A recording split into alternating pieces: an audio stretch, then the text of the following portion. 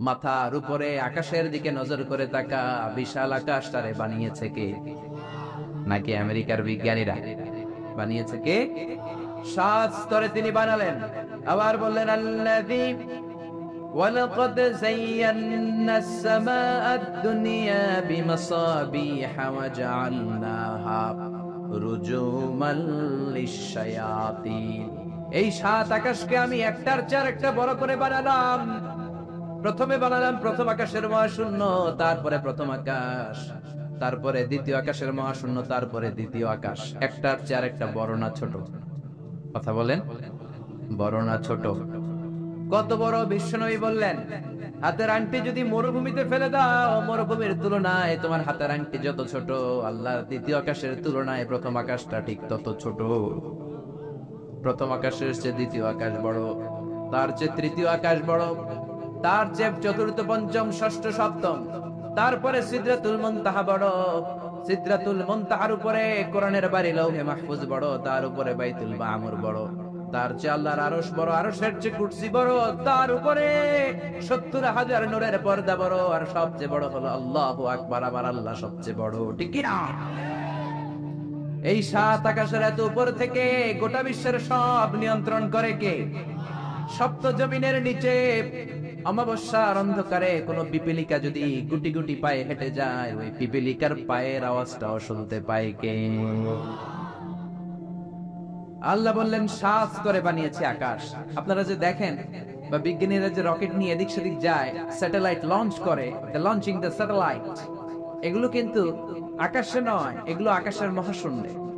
এটা হচ্ছে প্রথম আকাশের মহাশূন্য, তারপরে প্রথম আকাশ, একটার চেয়ে আরেকটা বড়। বৃহস্পতি বিশাল বড়, সূর্য আরো বড়। এই পৃথিবীটা কত বড় একটু আন্দাজ করেন। আমরা বসে আছি 14 গ্রাম। 14 গ্রাম হচ্ছে কুমিল্লার 17টা থানার একটা থানা।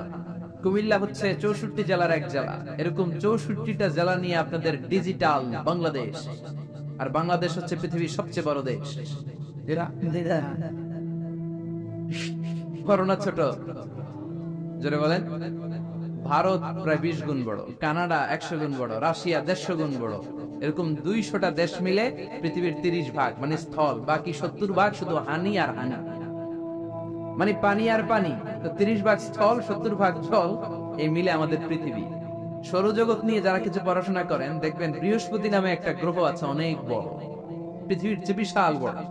তারপর যে সূর্যের আলো পান, এটা নাকি পৃথিবীর চেয়ে 13 লক্ষ গুণ বড়। সুবহানাল্লাহ। বাড়িতে যে চিল্লায় পড়েন না সুবহানাল্লাহ। এই 13 লক্ষটা পৃথিবী সূর্যের মধ্যে রাখার জায়গা আছে না নাই? সূর্যই কি বড় তারা? না।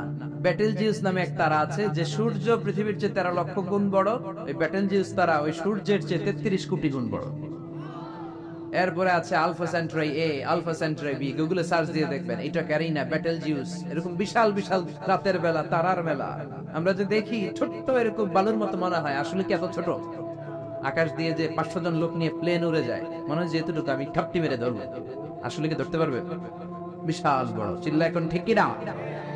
আল্লাহ বললেন এক একটার চেয়ে এক একটা বড় বানিয়েছি। আপনাদেরকে আন্দাজ করার জন্য আমি আপনাদেরকে এখন নিয়ে যাব পৃথিবীর থেকে সবচেয়ে কাছের যে তারা, ওই তারাটাতে আমরা শীতকালীন পিকনিক করবো। এখন কারা কারা আমার সাথে যাবেন? হাত তোলেন। সবাই যাবে? ওরে আল্লাহ, এখানকার লোক অনেক সাহসী। 14 গ্রামের লোকজন সাহস বেশি। আলহামদুলিল্লাহ করবেন না? তো পৃথিবী থেকে সবচেয়ে কাছের তারার নাম হচ্ছে প্রক্সিমা সেন্ট্রাই। এই তারাতে আমরা শীতকালীন পিকনিক বনভোজন করব। যারা হাত তুলছেন তারাই যেতে পারবেন, বাকিদের নেওয়া হবে না। এখন হাত তুলে লাভ নেই, আগে হাত তোলা হয়ে গেছে। তো আমরা যে যাব, কি দিয়ে যাব? প্লেন দিয়ে যাবে হুজুর? না, প্লেন দিয়ে যাওয়া যাবে না, কারণ যে মাধ্যাকর্ষণ শক্তি আছে এই বলয়টা ভাঙতে প্লেন দিয়ে ভাঙা যায় না, রকেট লাগে, তাও দ্রুতগামী রকেট। নীল আর্মস্ট্রং যে রকেটটা দিয়ে চাঁদে নেমেছে, নাম হচ্ছে অ্যাপোলো 11। এটা ঘন্টায় সেকেন্ডে চলে 11 কিলোমিটার বেগে, মিনিটে চলে 660 কিলোমিটার বেগে, ঘন্টায় চলে 39,000 কিলোমিটার বেগে। যারা আপনারা হাত তুলেছেন, আমরা এইটা দিয়ে পিকনিকে যাব। যাবেন? যাবেন? সাহস আছে অনেক। পৃথিবীর সবচেয়ে কাছের তারায় যাব আমরা পিকনিকে। দূরের তারাতে তো যেতে পারবো না, কত যে দূর। সবচেয়ে কাছের যে তারাটা, আমরা ওইটাতে নামবো ইনশাআল্লাহ। তাও যাব অ্যাপোলো 11 দিয়ে, যেটা ঘন্টায় চলে 39,000 কিলোমিটার বেগে। বাংলাদেশ থেকে আমেরিকা 10,000 কিলোমিটার দূর। তার মানে ওই রকেট দিয়ে আমেরিকা 1 ঘন্টা আপনি 4 বার যেতে আসতে পারছেন। সুবহানাল্লাহর ওয়াস্তে। আমরা এটা দিয়ে যদি পৃথিবীর সবচেয়ে কাছের তারা প্রক্সিমা সেন্ট্রাইতে যেতে চাই, যেটা 4.23 লাইট ইয়ার দূরে, এত দ্রুতগামী যানবাহন যেটা ঘন্টায় চলে কয় হাজার? 39,000। সবাই বলেন তো কয় হাজার? 39,000 কিলোমিটার বেগে চলে। এইটা দিয়ে যদি পৃথিবীর সবচেয়ে কাছের তারায় আমরা যেতে চাই পিকনিকে, আমাদের ওইখানে যেতে 1,15,000 বছর লেগে যাবে। সুবহানাল্লাহ কইতে পারলেন না মজা কইরা? আল্লাহু আকবার। এটা হলো সবচেয়ে কাছের তারায় যদি পিকনিক করি, পৃথিবীতে আবিষ্কৃত সবচাইতে দ্রুতগামী রকেট দিয়ে যদি আমরা পিকনিকে যাই, 1,15,000 বছর লেগে যাবে। আহা, আল্লাহ যদি বলে যাও আসারি, তুমি যখন পিকনিকে যাইবাই, তোমাকে সহ যারা হাত তুলছে সবার আমি হায়াত 1,15,000 বছর বাড়াই দিলাম।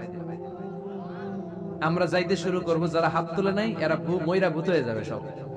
এদের নাতি নাতকর সব মরে যাবে, আমাদের আত্মীয় স্বজন সব মরে যাবে, আমাদের জেনারেশনের পরে জেনারেশন মরবে মরবে, এরকম 6,000 প্রজন্ম মরে যাবে। তারপরে ওখানে যে নামার সময় আমাদের হবে। সুবহানাল্লাহ বলেন না?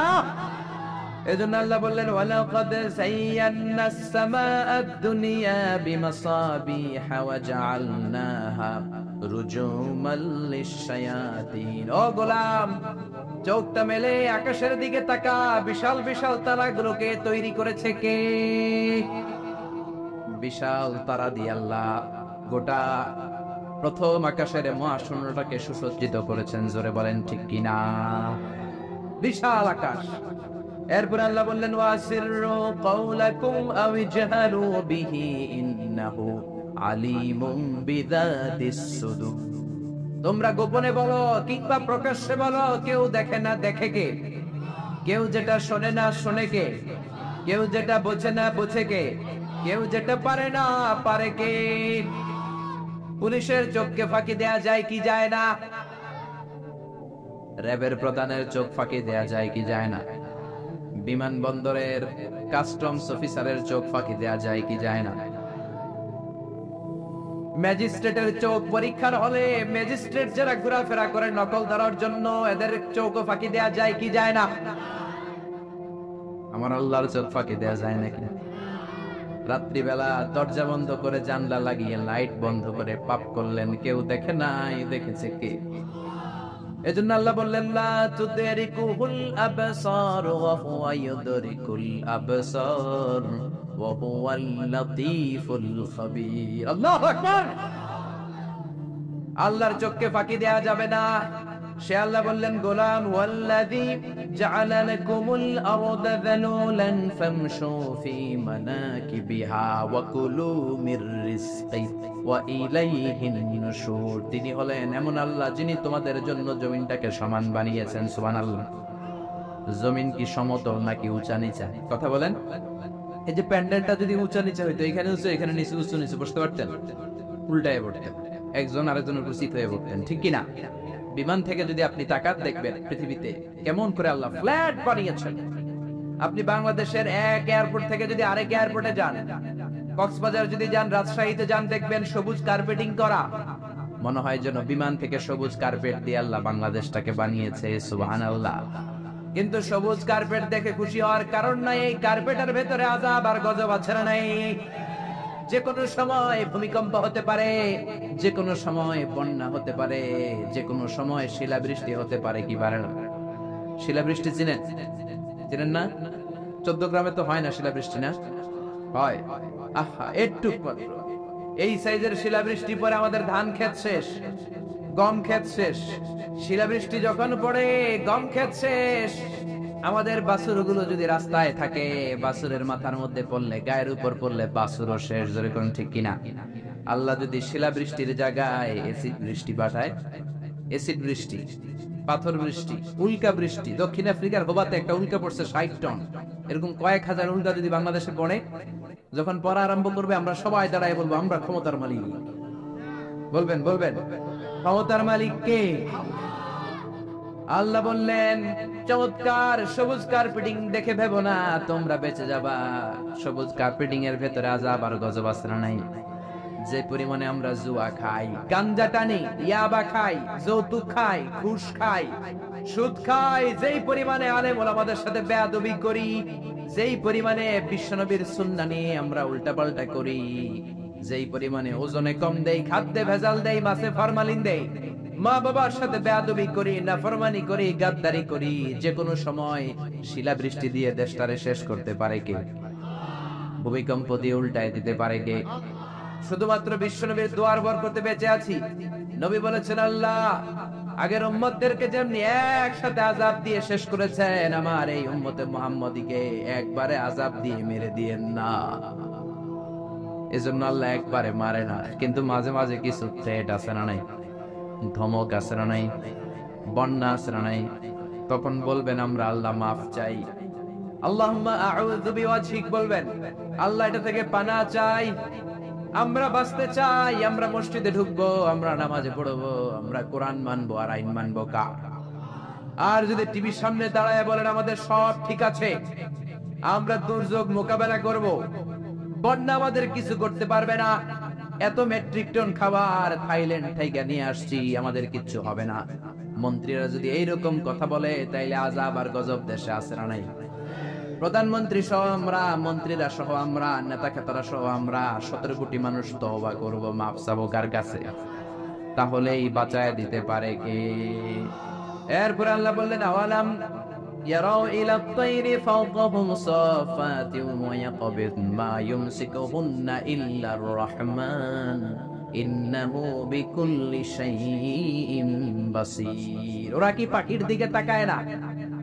নাস্তিকরা কেমন করে নাস্তিক হয়? পাখির দিকে তাকালে ওদের মস্তিষ্ক খুলে দিবে কে?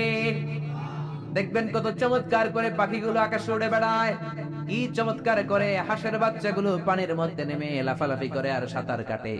ছোট্ট হাঁসের বাচ্চাটারে শিখাইলো কে? তারপরে ছোট্ট বাছুর দেখবেন জন্মের পরে দাঁড়াতে শিখানোর পরে মায়ের ওলানের মধ্যে ছোট্ট বাছুরটা ডুব মারে কি মারে না? ওরে কে শিখাইলো যে এখানে ডুব আনলেই তোর রিজিক বেরোবে, তোর খাবার এখান দিয়ে বেরোবে? তিনি কে? সে আল্লাহ বললেন, নাস্তিক গুলা কি পাখির দিকে তাকায় না? পাখির দিকে তাকালে তো মানুষ অবাক হয়ে যাবে। পাখিগুলো কেমন করে ডানা মেলে রাখে, আবার ডানা চাপটায়, আবার জমিনে নেমে আসে। পাখির কথা কোরআনে আছে না নাই? আব্রাহার হস্তি বাহিনীকে পাখি দিয়ে মক্কার ওয়াদি মুহাসসারে নাস্তানাবুদ করেছে কে? আবার কাবা ভাঙতে নে পাঠাওয়া বাবিল, দাও খোদা দাও আমায় আবার উমর দরজ দিল। সুবহানাল্লাহ পড়ে। আল্লাহ বললেন, ওয়া আরসালা আলাইহিম তায়রান আবাবিল।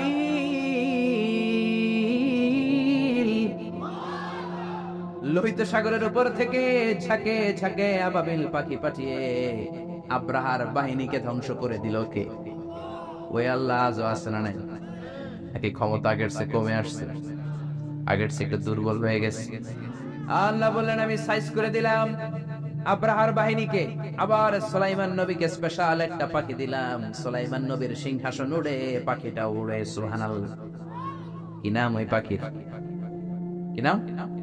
মাশাআল্লাহ, এই দেশের মানুষদের ইসলামের সাধারণ জ্ঞান অনেক বেশি।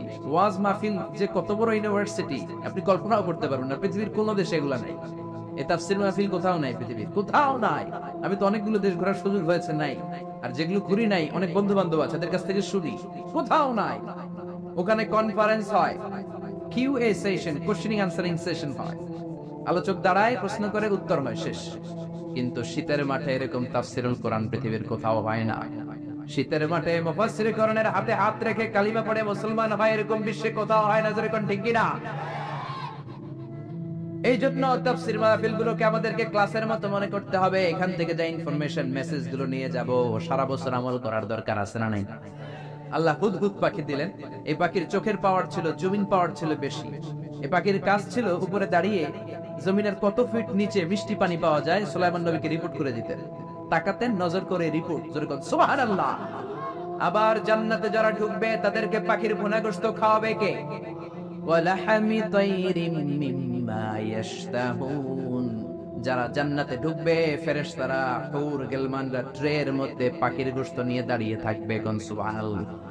এরকম অসংখ্য পাখির কথা বলে আল্লাহ নাস্তিকদের চিন্তা শক্তিকে নাড়া দিতে চায়। আল্লাহ বলতে চায় পাখির দিকে তাকাও, পাখি কি সুন্দর করে উড়ে বেড়ায়, পাখির দিকে নজর করলে পাখির আল্লাহরে খুঁজে পাবে। চিল্লা এখন ঠিক না?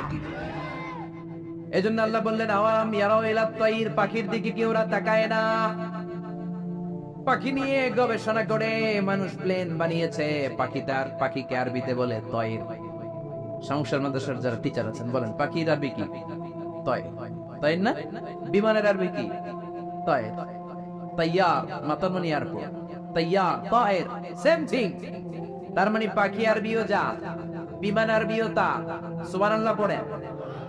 পাখি যখন উড়ে বিমানের মতোই উড়ে, বিমান যেমনি উড়ে পাখিও তেমনি উড়ে। Birds and aircraft, rocket and plane maintain the same flying mechanism while flying. পাখি আর বিমান যখন উড়ে একটা সিস্টেম মেইনটেইন করে উড়ে। এজন্য পাখি নিয়ে রিসার্চ করে বিমানের আবিষ্কার হয়েছে। কিন্তু আমরা করতে পারি না। করেছে ইহুদিরা, করেছে খ্রিস্টানেরা।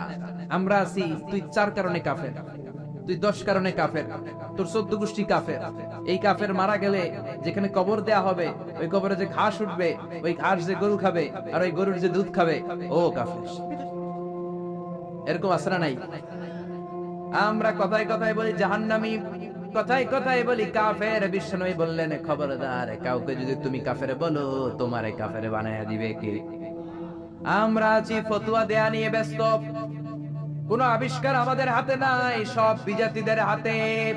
Wilbur right or will write, দুই ভাই এই প্লেন বানিয়েছে। অনেক দিনের সাধনা ওদের। পাখি আকাশে উড়ে, আমরা উঠতে পারি না। এই কিউরিওসিটি থেকে আপনার পৃথিবীর সব আবিষ্কার, যত ডেভেলপমেন্ট, যত উন্নতি, সব মানুষের কিউরিওসিটি। আপনার মধ্যে যদি উৎসাহ না থাকে, আপনার মধ্যে যদি প্রশ্ন না থাকে, কৌতূহল না থাকে, আপনি কোনো উন্নতি জীবনে করতে পারবেন না। যেরকম ঠিক না? ওরা শুধু গবেষণা করে, চিন্তা করে। পাখি উড়ে, আমরা উঠতে পারি না কেন? এখন আমরা পাখির চাইতে আরো জোরে উড়ি প্লেনে। জোরে কোন ঠিক কিনা? পাখিরে আমরা হারাই দিচ্ছি। এই দুই ভাই প্লেন আবিষ্কার করলো 1903 সালে ইউনাইটেড স্টেটস অফ আমেরিকাতে। এখনকার মতো এরকম চমৎকার প্লেন, এয়ারপোর্ট কিচ্ছু ছিল না। ছোট্ট একটা ইঞ্জিন দিয়ে, একটা পাখা দিয়ে এরা উড়াইতে শুরু করছে। কিছুক্ষণ উইরা থপাস করে পড়ে, হাত ভাঙে, পা ভাঙে, তারপরও হাল ছাড়ে না। তারা চ্যালেঞ্জ নিয়েছে যে কোরআনে পাখি নিয়ে গবেষণা করার কথা বলা হয়েছে, নিশ্চয়ই গবেষণার ভিতরে আমাদের জন্য কল্যাণ আছে না নাই? আমরা হিন্দি সিনেমা নিয়ে ব্যস্ত, জি বাংলা স্টার জলসা নিয়ে ব্যস্ত, ওরা আছে গবেষণা নিয়ে ব্যস্ত। যেরকম ঠিক কিনা? গবেষণা করতে করতে দুই ভাই চলে গেল ফ্রান্সে, ইউরোপের একটা দেশ। ওখানে যে ফ্রান্সের এক রাজার অর্থায়নে বানিয়ে ফেললো প্লেন।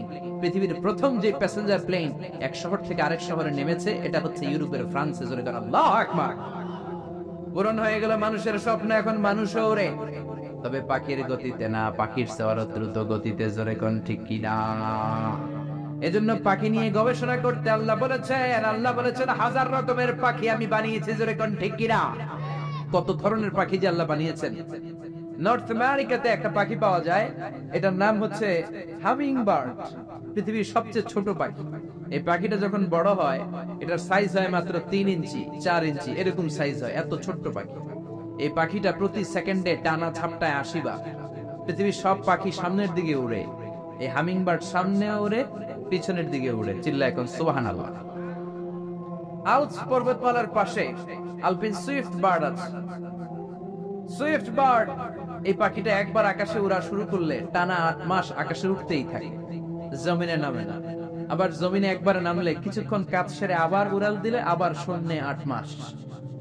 সুবহানাল্লাহ। বাড়িতে যে আরেক পাখি আছে হোমা বার্ড, এই পাখি উড়ন্ত অবস্থায় ডিম পাড়ে। এই ডিম জমিনে পড়ার আগেই ডিম ফুটে বাচ্চা বের হয়ে ওই বাচ্চা আবার উঠতে শুরু করে দেয়। এজন্য পাখির কথা কোরআনে বলেছে কে? দুই ভাই প্লেন বানানোর পরে গোটা বিশ্বব্যাপী বিভিন্ন ধরনের এয়ারলাইন্স আছে না নাই? আমাদেরও একটা আছে না নাই? কি নাম? বিমান বাংলাদেশ এয়ারলাইন্স। শুরু হয়ে গেল কমার্শিয়াল এভিয়েশন। পাখির চেয়ে দ্রুত উঠতে হবে। এখন সবচেয়ে দ্রুতগামী যে বিমানটা বানিয়েছে বোম সুপারসনিক। 1300 কিলোমিটার বেগে চলে। আগে ছিল কনকর্ড, হিথ্রো এয়ারপোর্ট থেকে ওয়াশিংটন ডিসি যেটার একটা ফ্লাইট ছিল, মানে লন্ডন থেকে যারা আমেরিকা যেতে চায় এটা দিয়ে যেত তাড়াতাড়ি যাওয়ার জন্য, তাও 4 ঘন্টা লাগতো। ঘন্টায় চলতো 1000 কিলোমিটার বেগে। বিজ্ঞানীরা কয় না, এত আস্তে গেলে হবে না, আরো দ্রুত একটা বানাইতে হবে। এবার বানাইছে বোম সুপারসনিক, বোম আফ্রিদি না, আবার কি নাম, বোম সুপারসনিক। এটা 1300 কিলোমিটার বেগে চলে। শুরু হয়ে গেল মানুষের স্বপ্ন, এবার আমরাও উঠতে পারি পাখির মতো, জোরে কোন ঠিক কিনা? পাখি একটা নির্দিষ্ট লেভেলে উঠতে পারে, আমরা ওই লেভেল ছাড়িয়ে 30,000 ফিট উপর দিয়ে উড়ি, ঠিক কিনা? আপনারা যে হজে গেছেন কিভাবে গেছেন? প্লেনে গেছেন? প্লেনে গেছেন তো বুঝলাম, উড়ে উড়ে গেছেন না? বিমান তো আপনাকে নিয়ে শূন্যে উড়াল দিয়েছে, জোরে বলেন ঠিক কিনা? এখন কার্গো বিমান, জাম্বু ফ্লাইটের বিমান, কত বিশাল সাইজের বিমান যে ওরা বানিয়েছে। সবচেয়ে বড় সাইজের যে প্যাসেঞ্জার বিমানটা পৃথিবীতে আছে এয়ার বোয়িং A380। এটা কোনো নির্দিষ্ট দেশের না, এটা কাতার এয়ারওয়েজের আছে, এমিরেটস এয়ারওয়েজের আছে, এয়ার ফ্রান্সের আছে, কোরিয়ান এয়ারলাইন্সের আছে। A380 ডবল ডেকার, 4টা ইঞ্জিন, 525 জন লোক নিয়ে এই বিমানটা শূন্যে উড়াল দেয়। সুবহানাল্লাহ, বাড়িতে যে বললেন। এরপরে বানানো শুরু হইলো রকেট। বিমান আবিষ্কারের আগ পর্যন্ত পৃথিবীর সব দেশে ছিল শুধু সেনাবাহিনী আর নৌবাহিনী। এখন বিমান আবিষ্কারের পরে শুরু হলো বিমান বাহিনী। বিমান থেকে বোমা মারে কি মারে না। জাপানের হিরোশিমা নাগাসাকিতে আমেরিকান 2টা বিমান, লিটল বয় আর ফ্যাটম্যান, 2টা বোমা ফেলাইছিল। ওই আণবিক পারমাণবিক বোমার বিস্ফোরণে পুরো হিরোশিমা নাগাসাকি ধুলা হয়ে গিয়েছে। এর 10-12 প্রজন্ম পর্যন্ত ওই এলাকাতে যারাই জন্মাতো, কারো চোখ নাই, কারো কান নাই, প্রতিবন্ধী হয়ে জন্মে। শুরু হলো মানুষের স্বপ্ন। এখন শুধু বিমান না, রকেটও আছে না নাই। এখন মানুষ ব্যালিস্টিক ক্ষেপণাস্ত্র বানায়, এখন মিসাইল মারে, এখন ড্রোন হামলা করে, এখন পাইলট ছাড়া রোবট দিয়ে বিমান চালায়, জোরে কোন ঠিক কিনা? এজন্য আল্লাহ বললেন, গোলাম পাখির দিকে তাকা, এই পাখির উড়ে যাওয়ার মধ্যে আমি আল্লাহর নিদর্শন আছে না নাই? আওয়ালাম ইয়ারাউ ইলা আত-তাইরি ফাওকাহুম সাফাতিন ওয়া ইয়াকবিদনা মা ইউমসিকুহুন্না ইল্লা আর-রাহমান ইন্নাহু বিকুল্লি শাইইন বাসীর। পড়েন সুবহানাল্লাহ। এরপর আল্লাহ সূরাটা শেষ করলেন, কুল আরাআইতুম ইন আসবাহা মাউকুম গাওরান ফামান ইয়াতিকুম বিমাইন মাইন। বলো দেখি, সবে শুকাইয়া যদি যায় এই পৃথিবীর পানি, তাহলে হেথায় তটনির ধারা কে দিবে সবারে আনি। ঘুম থেকে উঠে দেখলেন টয়লেটে পানি নাই, টিউবওয়েল চাপলেন পানি নাই, পুকুরে যেয়ে দেখেন পানি নাই, এবার টয়লেট করবেন কেমনে? ব্রাশ করবেন কি করে? পানি খাবেন কোত্থেকে? পৃথিবীর কোথাও যদি পানি না থাকে আপনারে বাঁচাবে কে? নাকি আপনাদের খাদ্যমন্ত্রী, প্রধানমন্ত্রী? বাঁচাতে পারে একজন, তিনি কে? সে আল্লাহ বললেন, আমি পানির মালিক। পানির অপর নাম জীবন, আবার পানির অপর নাম মরণ। নূহ আলাইহিস সালামের জামানাতে গাদ্দারি করার কারণে এই বৃষ্টির পানি দিয়ে বন্যা করে নূহ আলাইহিস সালামের কওমের বেয়াদব গুলারে ধ্বংস করে দিল কে? তার মানে পানি হচ্ছে জুনদুম মিন জুনুদিল্লাহ, আল্লাহর সৈনিক। এই সাগরের পানি আল্লাহর সৈনিক।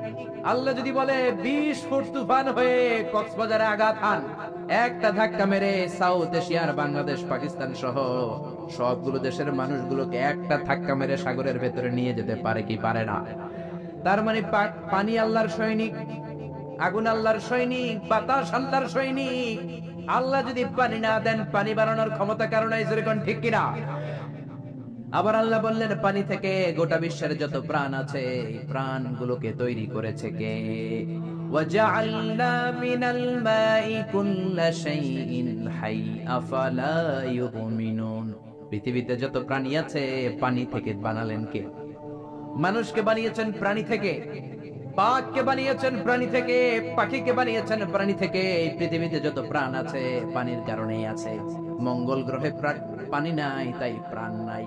চাঁদে কোনো পানি নাই, প্রাণও নাই। জুপিটারে পানি নাই, প্রাণও নাই। মঙ্গল গ্রহে পানি নাই, প্রাণও নাই। যেখানে পানি আছে ওই জায়গায় প্রাণের সঞ্চার। পানি থেকে সব বানালেন কে? পানি না থাকলে কোনো প্রাণ থাকতো? বিজ্ঞানীরা বলে পৃথিবীর প্রথম যে প্রাণটা হয়েছে সেটার নাম অ্যামিবা। কি নাম? ছোট্ট, it's a very small unicellular organism found in the world. পৃথিবীর সবচেয়ে ছোট্ট এককোষী জীবকণা, বিজ্ঞানীরা বলে অ্যামিবা এসেছে পানি থেকে। তারপরে বিভিন্ন স্পিসিস প্রজাতিগুলো ডেভেলপ করেছে, এসেছে জুপ্লাঙ্কটন, ফাইটোপ্লাঙ্কটন, ব্যাকটেরিয়া প্লাঙ্কটন, হেলিওপ্লাঙ্কটন। এজন্য কোরআনে আল্লাহ সেটাই বললেন, ও দুনিয়ার মানুষেরা শোনো, তোমাদের জন্মের প্রক্রিয়ার দিকে তাকাও, তোমাদের জন্মটাও এক ফোঁটা পানি থেকে তৈরি করেছে কে? আবার তোমরা যে পানি খাও, লোনা পানি, মিঠা পানি তৈরি করলো কে? মারাজাল বাহরাইনি ইয়ালতাকিয়ানি বাইনাহুমা বারযাখুল লা ইয়াবগিয়ান ফাবিআইয়ি আলাই রাব্বিকুমা তুকাযযিবান। এজন্য পানি দেয় কে? পানি চাইবো কার কাছে? মেঘ আর বৃষ্টি আর পানি চাইতে হবে একজনের কাছে, তিনি কে? সফল হতে চান, চাইতে হবে একজনের কাছে, তিনি কে? রোগ মুক্তি চান, ছেলে সন্তান চান, মেয়ে সন্তান চান, দিতে পারে একজন, তিনি কে? অন্যায় করেছেন, অপরাধ করেছেন, অপরাধ থেকে ফিরে আল্লাহর কাছে ফিরতে চান, ক্ষমা চাইবেন একজনের কাছে, তিনি কে? সকল ক্ষমতার মালিক কে? নাকি আমরা? আমরা কে? মনে থাকবে সূরাতুল মুলকের central theme, the main subject matter, কেন্দ্রীয় আলোচ্য বিষয় হচ্ছে আমাদের কোনো ক্ষমতা নাই, তার সৃষ্টি নৈপুণ্যের দিকে তাকালে তারে খুঁজে পাওয়া যাবে। চিল্লা এখন ঠিক কি না? এজন্য আল্লাহর কাছে চাইতে হবে, আল্লাহর উপর অটল বিশ্বাস এবং আস্থা রাখতে হবে, তাহলে বাংলাদেশটারে কল্যাণময় রাষ্ট্র করে দিবে কে? আর জোরে বলেন কে? আল্লাহ তাআলা আমাদের সবাইকে কথাগুলো বুঝার ও আমল করার তৌফিক দান করুক। আমরা পড়ি আমিন। যতগুলো কথা বলেছি কোরআন সুন্নাহর আলোকে বলেছি, বানিয়ে বলি নাই। তারপরেও আমার মনের অজান্তে কোনো মিস ইনফরমেশন যদি আমার মুখ ফুসকে বেরোয়, সেগুলো যেন আল্লাহ তাআলা আপনাদের স্মৃতিপট থেকে মুছে দেয়। আমরা পড়ি আমিন। সত্য, সুন্দর, কল্যাণকর, হকের পক্ষে আমরা যা বললাম তার সবটুকুন আল্লাহ তাআলা আমাকে, আপনাদের সবাইকে আমলের তৌফিক দান করে। আমরা বলি আমিন। আপনারা সবাই ভালো থাকবেন, সুস্থ থাকবেন, সুন্দর থাকবেন। যারা আমাকে ইনভাইট করেছে তাদেরকে আন্তরিক শুভেচ্ছা। শামুকশহর এলাকার এই যে দাখিল মাদ্রাসার প্রিন্সিপাল থেকে শুরু করে ভাইস প্রিন্সিপাল, শিক্ষক মহোদয়, এলাকার গার্ডিয়ান যারা আছে, সবাইকে আমি শুকরিয়া জানাই। শিক্ষক যারা এসেছেন, ইমাম সাহেব, খতিব সাহেব, সাংবাদিক ভাইয়েরা, প্রশাসনের কর্মকর্তারা, যারাই এসে সহযোগিতা করেছেন, আল্লাহ সবাইকে কবুল করে নিন। তারপরে হাত তোলে, এরকম আছে না? নেই, যাওয়া লাগবে। দাদা চলে গেল, বাবা চলে গেল, আমাকেও চলে যেতে হবে। আমার ছোট্ট ছোট্ট ছেলে মেয়েগুলো চলে যাবে। আমার বিবির পেটে ছোট্ট সন্তান দুনিয়াতে আসে নাই, ওইটা দুনিয়ায় আসবে। তারপরে যতদিন হায়াত বাবারা পাবে, তারপরে যাবে। ঠিক কিনা? চলে যেতে হবে, থাকতে আসি নাই। সবাইকে যেতে হবে, কিন্তু আমাদের লাইফস্টাইল যদি আমরা খেয়াল করি, আমাদের মনে হয় কেউ আমরা যাব না।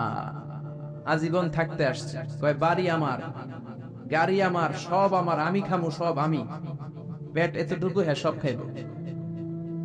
কয় আমার, সব আমার, বাড়ি আমার, গাড়ি আমার, এলাকা আমার, আমার দাপট, আমার কথা চলবে আর কারো কথা নাই, এরকম কিছু টাকা তাছাড়া নাই। আমার এলাকা, আমার সব, আমার বাড়ি, আমার গাড়ি, আমার ব্যাংক ব্যালেন্স, খালি আমার।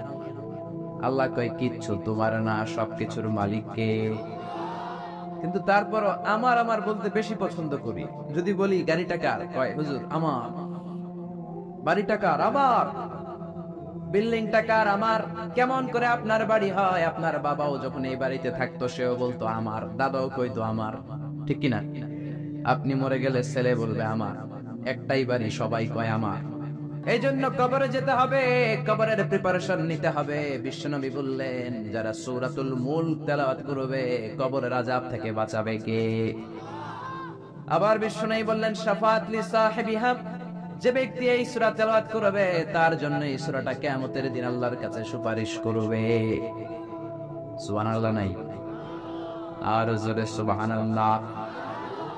কোরআন সুপারিশ করবে আল্লাহর কাছে। আল্লাহ সুপারিশ ফেলে দিতে পারবে? প্রধানমন্ত্রীর কাছে যদি অর্থমন্ত্রী কোনো সুপারিশ নিয়ে যায়, প্রধানমন্ত্রী ফেলে দিতে পারবে? পররাষ্ট্রমন্ত্রী যদি কোনো সুপারিশ করে, রেকমেন্ডেশন করে, ফেলে দিতে পারবে? কোরআন যদি সুপারিশ করে, কবুল করে নেবে কে? এজন্য এই সূরা যারা তেলাওয়াত করবে, এই সূরা তার হয়ে আল্লাহর কাছে সুপারিশ করবে, রব্বুল আলামিন এই সূরার সুপারিশ কবুল করে নেবে। আবার বিশ্বনবী বলেন, খাসামাত আন সাহিবিহা, এই সূরাটা কিয়ামতের দিন এই সূরার তেলাওয়াতকারীর পক্ষ হয়ে আল্লাহর বিরুদ্ধে তর্ক করবে। আল্লাহু আকবার। আল্লাহর সাথে তর্ক, সাহস বেশি না কম? বেশি না কম? তর্ক করতেই থাকবে হাত্তা আদখালাহুল্লাহুল জান্নাহ, যতক্ষণ না রব্বুল আলামিন ওই লোকটাকে জান্নাতি বলে সার্টিফিকেট না দেয়। পড়তে রাজি আছেন সূরাতুল মুলক? এজন্য বিশ্বনবী বলতেন, মান ক্বারা বিহা ফি লাইলা, রাতে যে সূরাটা তেলাওয়াত করবে তার আমলনামার মধ্যে সওয়াব দিয়ে পূর্ণ করবে কে? এজন্য বিশ্বনবী দরদ মাখা কণ্ঠে বলেছেন, আমি চাই আমার প্রতিটা উম্মতের হৃদয়ে এই সূরাতুল মুলকটা গাঁথা থাক। আমি চাই এই সূরাটা আমার প্রতিটা উম্মতের কলিজায় লিপিবদ্ধ থাক। আমি চাই 30টা আয়াতের এই সূরাতুল মুলক আমার প্রতিটা উম্মতের সিনার মধ্যে লিপিবদ্ধ থাক। সুবহানাল্লাহ। মুখস্থ করতে রাজি আছেন? সবাই করবেন? যারা ইনশাআল্লাহ বলেন নাই তারা তো আর করবেন না? না করবেন? করবেন, সবাই করবেন। মাত্র 30টা আয়াত। কয় আয়াত? তাহলে প্রতিদিন যদি একটা করে আয়াত আপনি মুখস্থ করেন, তাহলে সূরাটা মুখস্থ করতে লাগবে কয়দিন? জোরে বলেন। এটা আপনাদের বাড়ির কাজ, কোরআন পড়া হয় না। আগামী 1 মাসে এই শামুকসারের প্রত্যেকের হৃদয়ের ভিতরে এই সূরাতুল মুলক থাকার দরকার আছে না নাই? রাজি আছেন? রাজি আছেন? চিৎকার করে পড়েন ইনশাআল্লাহ। এই সূরাটার মধ্যে নাস্তিকদের জন্য কিছু ডোজ আছে, ডোজ। নাস্তিকদের জন্য কিছু ডোজ দিয়েছে কে? মেডিসিন দিয়েছে কে? আমরা আল্লাহরে বিশ্বাস করি, আমরা আস্তিক। যারা করে না তারা কি? আমরা আস্তিক হতে চাই না, নাস্তিক। নাস্তিকরা বলে আমরা স্রষ্টা মানি না, কারণ স্রষ্টা দেখি না। কিন্তু ওরা বাতাসও দেখে না, কিন্তু বাতাস মানে কি মানে না। কারো মাথায় যদি ব্যথা হয় দেখে না, কিন্তু মানে কি মানে না। Bad headache, someone feel bad headache in his head. So why do you believe on that? কেন মাথা ব্যথা মানো? Do you see the air in the atmosphere? বাতাসে যে বায়ুমণ্ডলে যে বাতাস, এটাকে আমরা দেখতে পাই। তো নাস্তিক ভাইরা, তোমরা বাতাসে বিশ্বাস করো কেন? কপাল পোড়া। ওরা নিজেরাই নিজেদেরকে দেখে না, আল্লাহর দেখবে কেমন করে? আপনি কি আপনার চোখ দেখেন আয়নার সাহায্য ছাড়া? কথা বলেন। পিঠ দেখেন আয়নার সাহায্য ছাড়া? আরে আয়না থাকলেও তো পিঠ দেখতে গেলে ঘাড় ভেঙে যাবে। কথা বলেন। এই জন্য নাস্তিকদের জন্য ডোজ দেয়া হয়েছে। নাস্তিকরা বলে আনসিন ইজ নাথিং, যেটা দেখি না মানি না। আল্লাহ বলে আমার সৃষ্টির দিকে তাকা, আমার সাগরের দিকে তাকা, আমার ঝর্ণার দিকে তাকা। আমার সৃষ্টি নৈপুণ্যের ভিতরে আমি আল্লাহ ছিলা নাই। ঝর্ণা ঝর্ণা ঝর্ণা রে, বলনা বলনা বলনা রে, কার বিরহে পাগল পাড়া তুই। কার মিলনে ফুল ফসলে ভরা রে তোর দুকুল ভুই। কার মিলনে ফুল ফসলে ভরা রে তোর দুকুল ভুই। ঝর্ণা ঝর্ণা ঝর্ণা রে, বলনা বলনা বলনা রে, কার বিরহে পাগল পাড়া তুই। আল্লাহু আকবার। সিলেটের মাধবকুণ্ডে যান, আমি মাহফিল করতে গেলে এটা ঘুরে দেখে আসি। 250 ফিট উপর থেকে জলপ্রপাত, দিন নাই রাত নাই, ঝড় ঝড় কলো কলো টানে ঝর্ণা ঝরে। এই ঝর্ণার তৈরিকারী কে? সাগরের প্রচন্ড উত্তাল ঢেউ। কক্সবাজারে যাবেন, 155 kilometre, the longest sea beach ever in the world. পৃথিবীর সবচাইতে বড় সমুদ্র সৈকত বাংলাদেশে দিয়েছে কে? আলহামদুলিল্লাহ কইবেন না? আমরা যদি আমাদের ট্যুরিজম সেক্টরকে একটু স্ট্রং করতে পারতাম, আমাদের সিকিউরিটি যদি ভালো থাকতো, আমাদের নৈতিকতা যদি ভালো থাকতো, গোটা বিশ্বে র্যাঙ্কিং এ ট্যুরিজমে 1 নম্বরে চলে যেত আমার বাংলাদেশ, যেরকম ঠিক না। কিন্তু নেতা খাতারা কিচ্ছু করে না, দেশকে আগাতে চায় না, আগায় নেয় নিজের পেট শুধু আগায়। দরজা খোলার জন্য ধাক্কা দেয়া লাগে না, পেটের ধাক্কায় দরজা খুললা যায়। সবাই আবার এক পাল্লায় মাইবেন না। আপনাদের রেলমন্ত্রী অনেক ভালো মানুষ, এই যে এখনো তো মাহফিল করতে দিচ্ছে উনি, অনেক জায়গায় আমাদের মাহফিল বন্ধ করে, উনি তো অনুমতি দিয়েছে, ঠিক কিনা? ঠিক কিনা? এই জন্য যারা কোরআনের পক্ষে তাদের জন্য আমাদের দোয়া আছে না নাই? আর যারা বিপক্ষে তাদের জন্য বাঁশ আছে না নাই? কি দিবেন? দিবেন? আমাদের তো কিছু নাই, যে কি দিব? বাঁশ দিয়ে দেবেন, একটু কেটে কেটে হাতে দিয়ে দিব, ঠিক কিনা? ঠিক কিনা? ঠিক কিনা? এজন্য কবরে আমাদেরকে যেতে হবে, স্রষ্টায় আমাদেরকে বিশ্বাস করতে হবে। যারা আল্লাহরে বিশ্বাস করে না তারা হলো নাস্তিক। জোরে বলেন ঠিক কিনা? এই ট্যুরিজম যদি আমরা আগায় নিতে পারতাম, আমাদের রাজস্ব আয়ের লায়ন পার্ট, সিংহভাগ আমাদের পর্যটন শিল্প থেকেই আসতো, চিল্লা এখন ঠিক কিনা?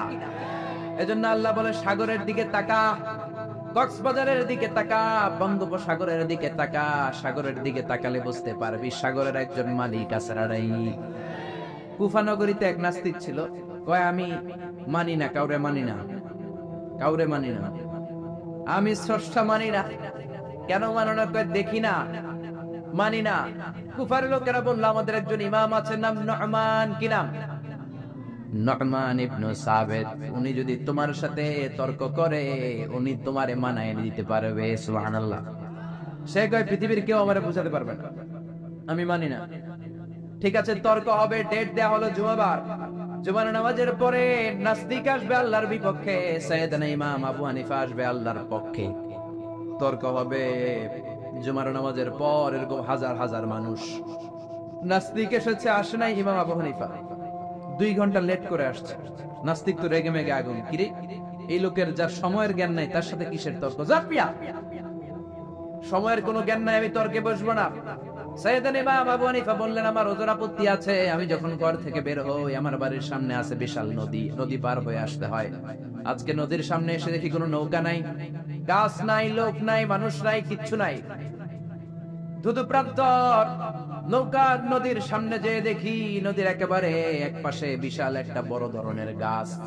হঠাৎ দেখলাম গাছটা এমনি এমনি 2 ভাগ হয়ে গেল। হঠাৎ দেখি এমনি এমনি গাছের ভেতর থেকে কাঠ বেরোলো, তক্তা বেরোলো। হঠাৎ দেখলাম এমনি এমনি তক্তা 2টা জোড়া লেগে নৌকা হয়ে গেল।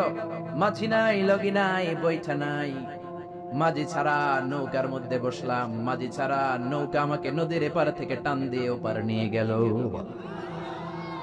এই প্রসিডিউরটা হতে আমার 2 ঘন্টা সময় লাগছে। 2 ঘন্টা লাগছে, এজন্য দেরি হয়েছে। নাস্তিক কয় তোদের ইমাম ডাইল খাইছে, ডাইল কি খায় আসছে জিজ্ঞেস কর, মাথা ঠিক নাই। এমনি এমনি গাছ কাটে নাকি?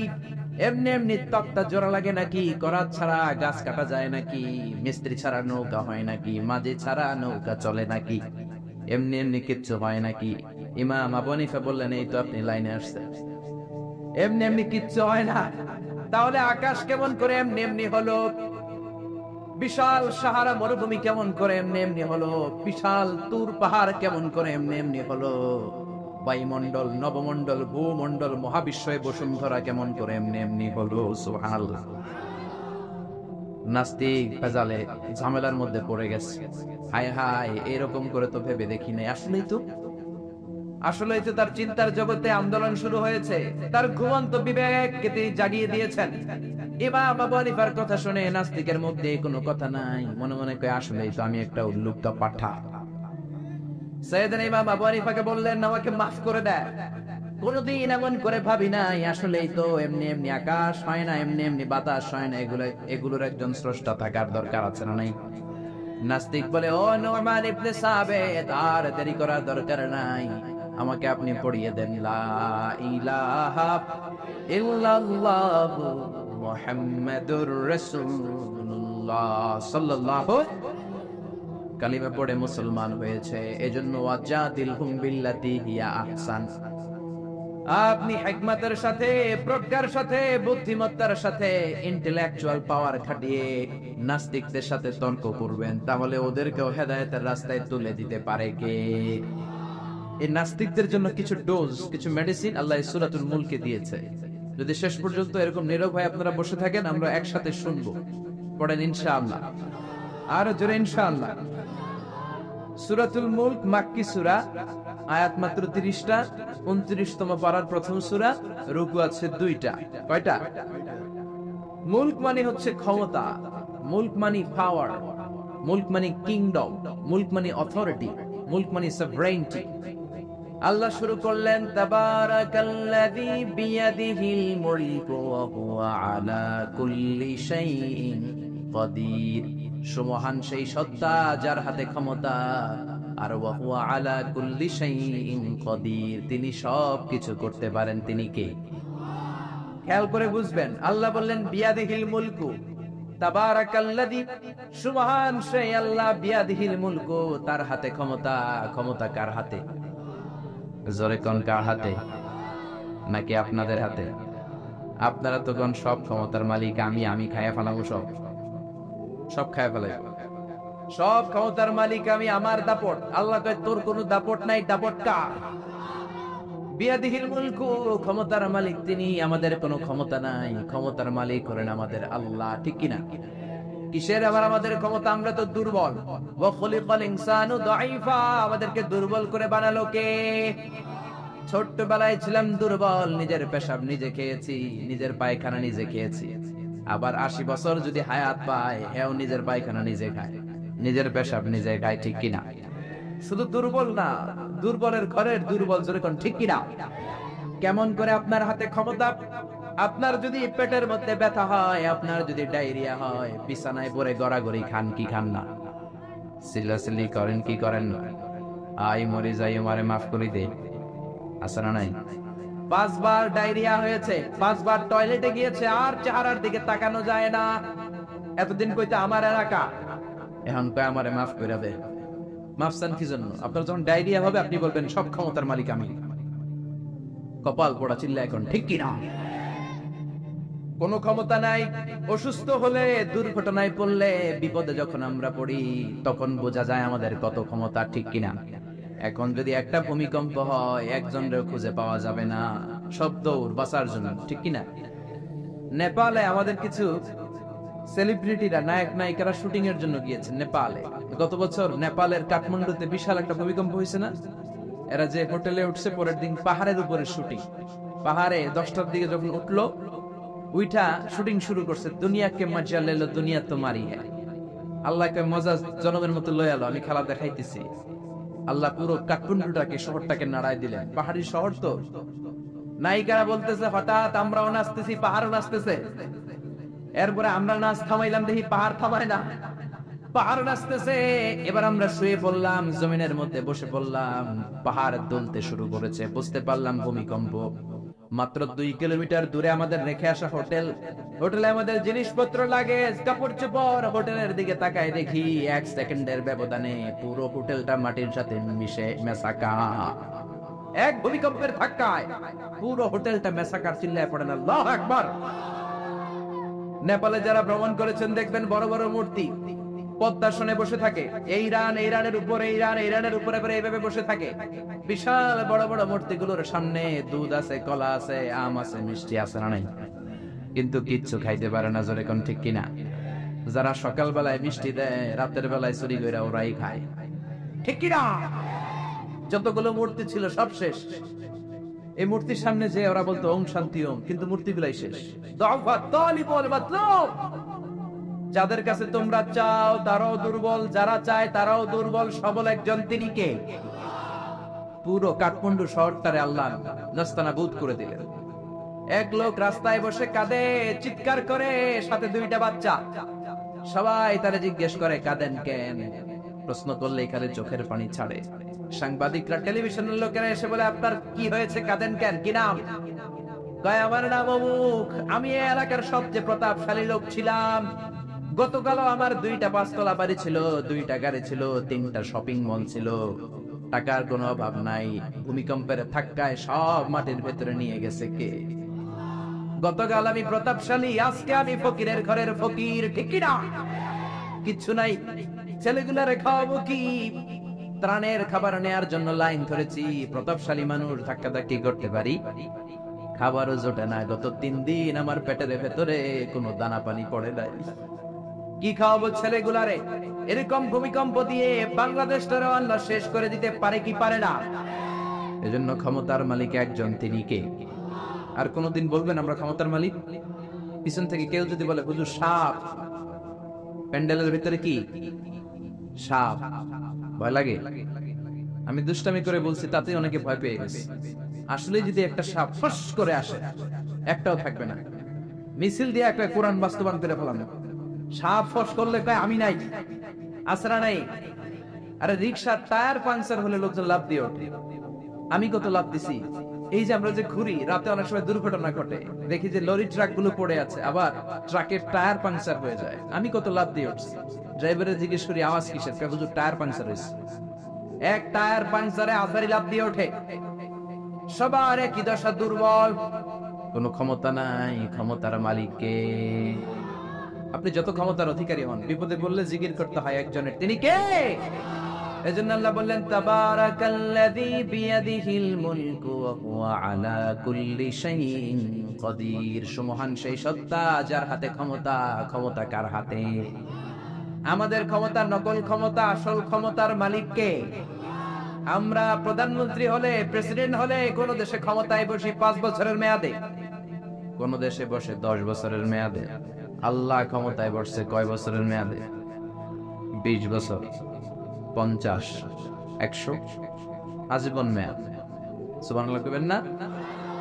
আল্লাহ বলেন হুয়াল আউয়ালু ওয়াল আখিরু ওয়াল যাহিরু ওয়াল বাতিন ওয়া হুয়া বিকুল্লি শাইইন আলীম। আমি প্রকাশ্য, আমি গোপন, আমি প্রথম, আমি শেষ।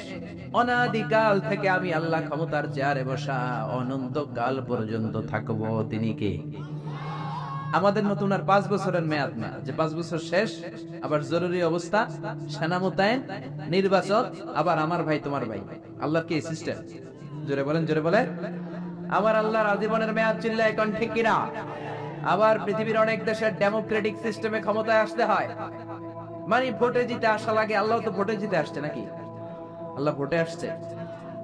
আবার অনেক দেশের ডিক্টেটরশিপ, স্বৈরাচারী পদ্ধতিতে ক্ষমতায় বসে। আল্লাহ কি স্বৈরাচারী পদ্ধতিতে আসছে? আবার কোন দেশে মোনার্কি, রাজতন্ত্র, রাজার পোলা রাজা। আল্লাহর বাবা ছিল রাজা, এজন্য আল্লাহ রাজা।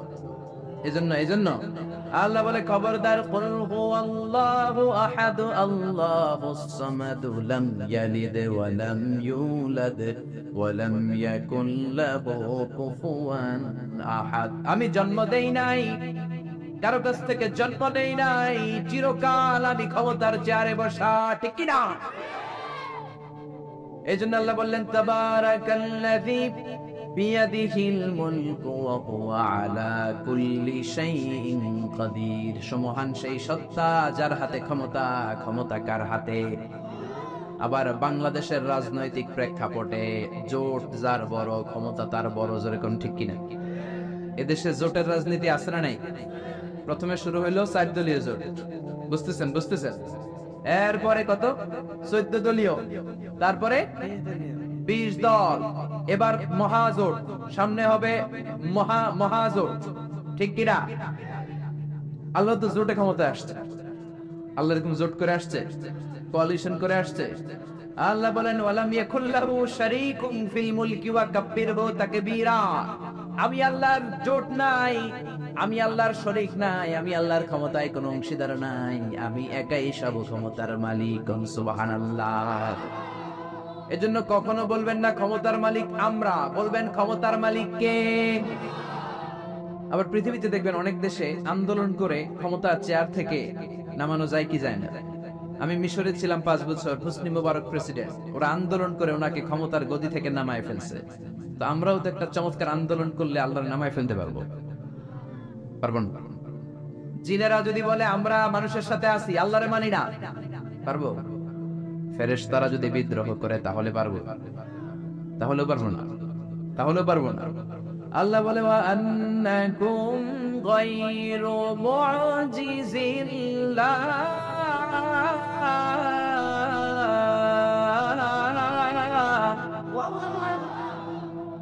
আন্নাকুম গায়রু মুআজিজিল্লাহ। সব জিনেরা, সব ফেরেশতারা সবাই মিলে যদি বিদ্রোহ করে, আমার ক্ষমতার এক আনাও তোরা কমাতে পারবি? এজন্য আল্লাহ বললেন তাবারাকাল্লাযী বিয়াদিহিল মুলকু ওয়া হুয়া আলা কুল্লি শাইইন কাদির। সুমহান সেই সত্তা যার হাতে ক্ষমতা। ক্ষমতা কার হাতে? আবার দেখবেন অনেক দেশে রাজার বয়স 80, অনেক দেশে রাজা আছে, রাজা সুলতান 80-90, থুরথুরে বুড়া, লাঠি নিয়ে হাতে, কয় আমি আর হাইতাম ন, অবসরে যাইও, সেলফ রিটায়ারমেন্টে যাব, অবসরে যাব, স্বেচ্ছায় অবসরে গেলাম। এরকম নজির আছে না নাই? বয়সের ভারে ন্যায্য হয়ে অবসরে চলে যায়। আল্লাহর তো অনেক বয়স হয়ে গেছে, এবার একটু অবসরে যাওয়া দরকার। আল্লাহ বৃদ্ধ হয়ে গেছে, আল্লাহর কোনো ক্লান্তি লাগে? আমার আল্লাহর ঘুম হয়? আমার আল্লাহর কোনো ভয় আছে? তার কোনো লয় আছে? আল্লাহর কোনো ভয় আছে? আল্লাহ বললেন আমি অক্ষয় অব্যয় সদা জাগ্রত সদা সজাগ। লা তাখুযুহু সিনাতু ওয়ালা নাওম, আমার ঘুম নাই তন্দ্রা নাই। ওয়ালা ইয়াউদুহু হিফযুহুমা ওয়া হুয়াল আলিয়্যুল আযীম। মহাবিশ্ব চালাতে যে ক্ষণিকের জন্য আমি আল্লাহর ক্লান্তি অনুভব হয় না, তিনি কে? সে আল্লাহ বললেন তাবারাকাল্লাযী বিয়াদিহিল মুলকু ওয়া হুয়া আলা কুল্লি শাইইন কাদির। সুবহান সেই সত্তা যার হাতে ক্ষমতা। ক্ষমতা কার হাতে? নাকি আপনাদের হাতে, নাকি প্রধানমন্ত্রীর হাতে, নাকি প্রেসিডেন্টের হাতে? প্রেসিডেন্টেরও ক্ষমতা নাই, উনি তো প্রাণ ভিক্ষা দেয়, ওনার তো অনেক ক্ষমতা। হ্যাঁ, আরে ওনারও প্রাণ ভিক্ষা দিতে পারে কে? এজন্য সব ক্ষমতার মালিক কে? আর কোনদিন বলবেন সে সকল ক্ষমতার উৎস জনগণ? সকল ক্ষমতার উৎস কে? আমরা বললাম আল্লাহ, বুঝলাম আপনি ক্ষমতার মালিক, আর কিসের মালিক বলেন? আল্লাহ বললেন আল্লাযী খালাকাল মাউতা ওয়াল হায়াতা লিয়াবলুয়াকুম আইয়ুকুম আহসানু আমালা ওয়া হুয়াল আজিজুল গফুর। আমি জীবনের মালিক, আমি মরণের মালিক। জীবন দেয় কে? মরণ দেয় কে? প্রাণ ভিক্ষা দেয় কে? নাকি রাষ্ট্রপতি? কইবে না এগুলো? কইবে প্রাণ ভিক্ষা দিতে পারে কে? আবার আল্লাহ বললেন জীবন মরণের মাঝখানে তোমাদেরকে আমি রূহ দিলাম। এই রূহ কেউ দেখে নাই, রূহকে ছুঁতে পারে না, ধরতে পারে না। এই রূহের সাইজ কত, ওজন কত, কালার কি জানেন আপনি? দেখছেন কেউ? রূহ দেখা যায় না। আমার দাদা মরে গেল, দাদি মরে গেল, আমরা পাশে বসা, উড়াল দিল রূহ। নানা মরে গেল, নানি মরে গেল, পাশে বসা, উড়াল দিল রূহ। কোন দিক দিয়ে বের হলো, কেমন করে বের হলো, সাইজ কতটুকু, ওজন কতটুকু দেখা যায়? আওয়াজ করে বলবেন দেখা যায়। আল্লাহ বলেন কিয়ামত পর্যন্ত রূহ নিয়ে গবেষণা করলেও তোরা খুঁজে পাবি না, কারণ তোদের জ্ঞান হলো লিমিটেড, সীমিত। আনলিমিটেড জ্ঞান একজনের, তিনি কে? এজন্য মক্কার কাফিররা বলল মুহাম্মদ রূহ কারে বলে আমাদেরকে বলো। বিশ্বনবী বলতে পারে না, কারণ বিশ্বনবী মন গড়া বলে না। আল্লাহ যখন শিখিয়ে দেন, আল্লাহর শেখানো কথাগুলো বিশ্বনবী বলে। জোরে কোন ঠিক কিনা? বিশ্বনবী আকাশের দিকে তাকিয়ে আছেন, সাইয়েদনা জিবরাইল কোরআনের আয়াত নিয়ে এসে বললেন ও নবী আপনি বলে দেন কুলির রূহু মিন আমরি রাব্বি ওয়া মা উতীতুম মিনাল ইলমি ইল্লা কালিলা। পড়েন আল্লাহু আকবার। রূহ হলো আল্লাহর আদেশ। জোরে বলেন কার আদেশ? এই রূহ ঢুকে কার আদেশে? বের হয় কার আদেশে? এই রূহ কেমন আমরা কি দেখতে পারবো নাকি?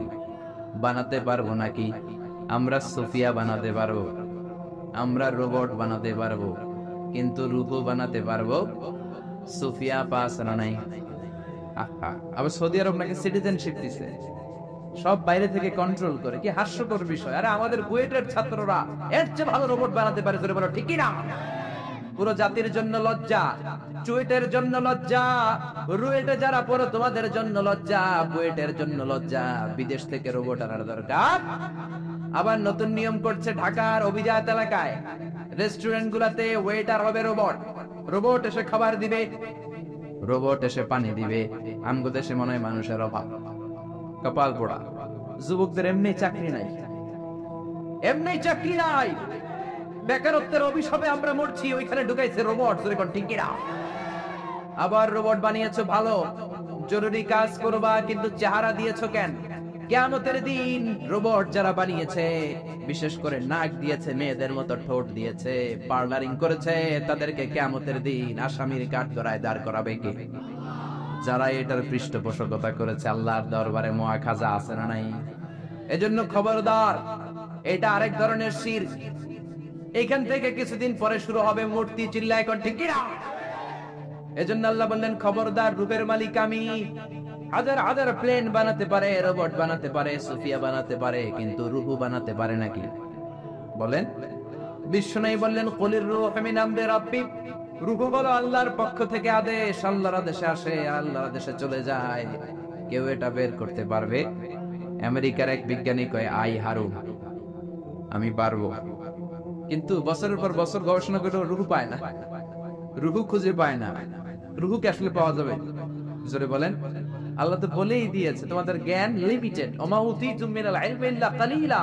রূহের মালিক আমি, খুঁজে পাবা না। সে কয় আমি পামু, রুহু আমি তৈরা ছাড়ু, রুহু আমি আবিষ্কার করে ছাড়বো, নোবেল প্রাইজ আমি পাবো, নোবেল লরেট। কিন্তু গবেষণা করে মরা মানুষের পাশে বৈশা থাকে সারা রাত, হঠাৎ মরা মানুষ মইরা বেশকি দেয় কিন্তু রুহু বুঝে পায় না। সুবহানাল্লাহ পড়েন। হঠাৎ করে মানুষ মরে যায় কিন্তু রুহু আর সে পায় না। এবার সে আবিষ্কার করলো এক কাজ করি, গ্লাস ফিটিং করে একটা রুম বানাই, ওই রুমের ভিতরে কিছু মুমূর্ষু রোগী ঢুকাই, তাহলে তো রুহু উড়াল দিতে পারবে না। গ্লাস ফিটিং করা, টেম্পারড গ্লাস, সীসা ঢালাই করা, ওটা দিয়ে কিছু বেরোতে পারে না, বুলেট প্রুফ গ্লাস। এবার আইসিইউ থেকে মুমূর্ষু রোগী আনা হলো। আইসিইউ চিনেন তো, যে ইন্টেনসিভ কেয়ার ইউনিটে অক্সিজেন দিয়ে রাখে। মেডিকেল টিমের প্রধান বলে, ইউনাইটেড স্টেটস অফ আমেরিকার মেডিকেলের প্রধান কয়েক গ্লাস ফিটিং করা রুমের ভিতরে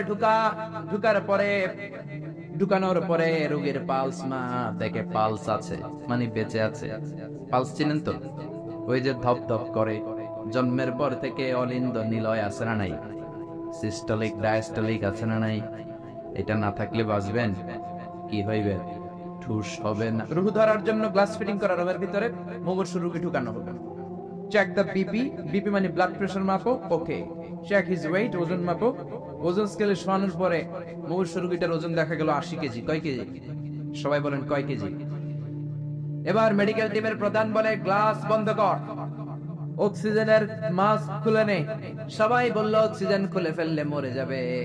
মেডিকেল টিমের প্রধান কয়, মরু না, মরলে রুহু পামু কেমনে? আমার রুহু লাগবে। কি লাগবে? সবাই বলেন। মাস্ক খোলা হলো, ফটফট করতে করতে লোকটা মরে যায়। এবার লাশ বের করা হলো, বের করার পরে বিপি চেক করে, মানে ব্লাড প্রেশার। মরার পরে আর থাকে?